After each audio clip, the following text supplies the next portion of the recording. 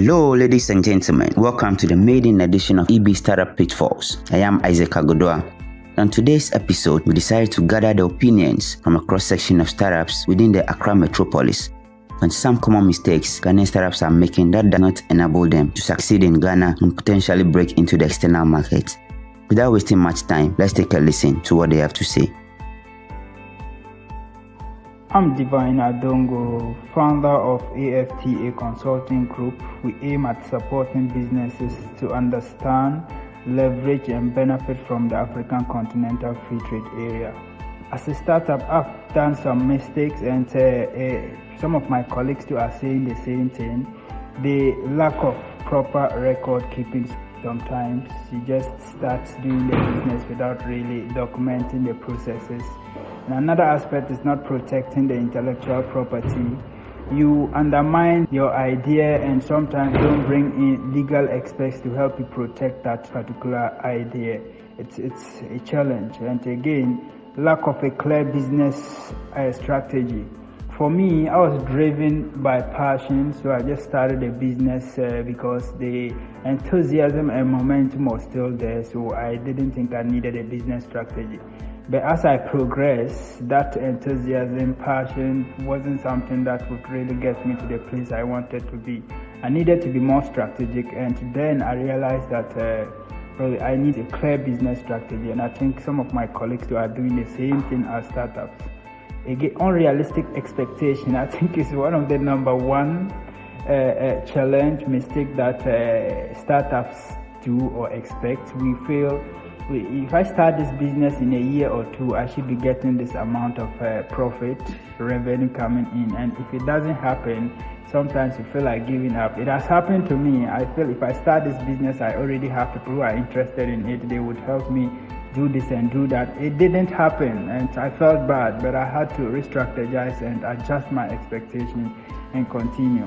So for me, I have been able to deal with these setbacks, these challenges, and I think if startups also try not to relent or stop, but rather to find solutions to them, they would actually excel in whatever they do.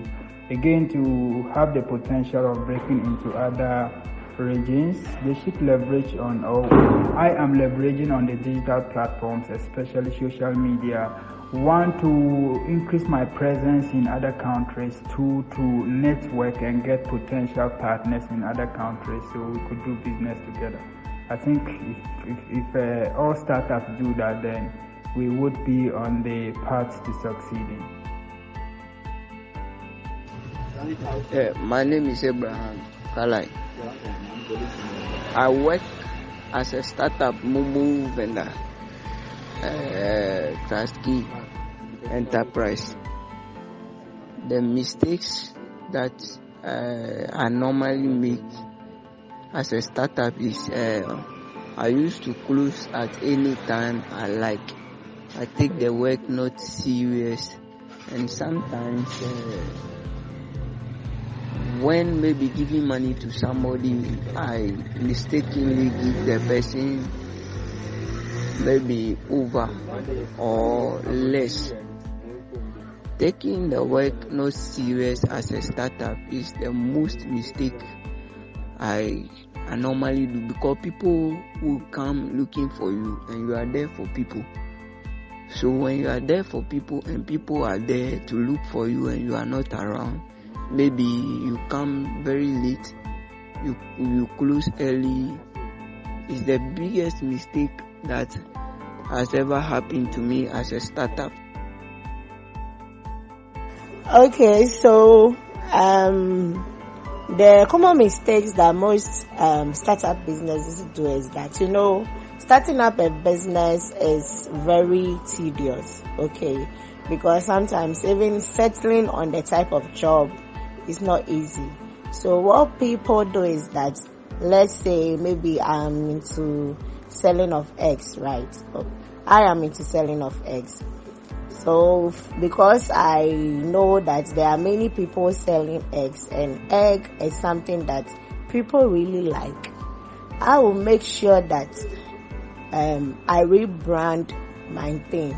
So I'll just have to look at what is going on or what is already in the system of my business, then I'll try to attach something new to it to catch people's attention to mine. That is why instead of rubber, I'm using a pack to serve my eggs.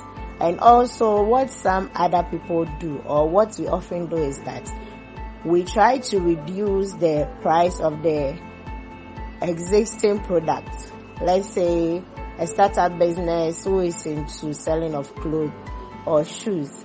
When I know that shoes are of high percentage or high amount, I'll try to reduce mine so that I will have quick sales. Because if a big shop is selling a shoe for 200 cedis and I'm a startup who also want to deal in shoes, I'll start it at a very low price to catch the attention of people on my product. So yeah, basically most startups try to sell their product at a low cost to get the attention or to get a crowd before they make it up there.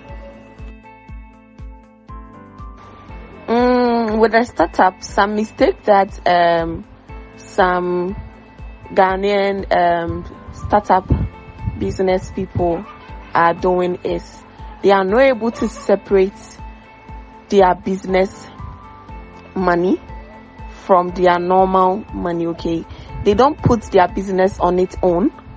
Okay, like when you have a business, the business should be on its own. So even if you need money, you shouldn't just go into the business and then pick it up. Okay, your business should be an independent something. It should be on its own. The business money should be the business money. But some people, when they are having the business, when they start a business like that, the profit that comes, they start spending it. But the profit that comes is for the business. It shouldn't be part, like your business should be on its own. I had a friend who, as for him, his business is great. Now he said what he does is, even if you're a family member or anybody and he doesn't have a personal money on him, money that he spends, and you are asking him for money and he doesn't have it, and then he tells you he doesn't have it, you tell him, but your business is booming. All that he has to tell you that my business is on its own. My business is something on its own. Even if I want to get money from there, I have to borrow it. Do you see? And that has been helping him a lot. So I think it's something that Ghanaian startup people need to learn, because if it happens like that, you spend the money and then you are not able to get money to put into the business more for the business to grow and break into the world market. What do you think are some common mistakes startups are making in Ghana? Let's hear from you. Kindly share your thoughts with us in the comment section. Thank you for listening.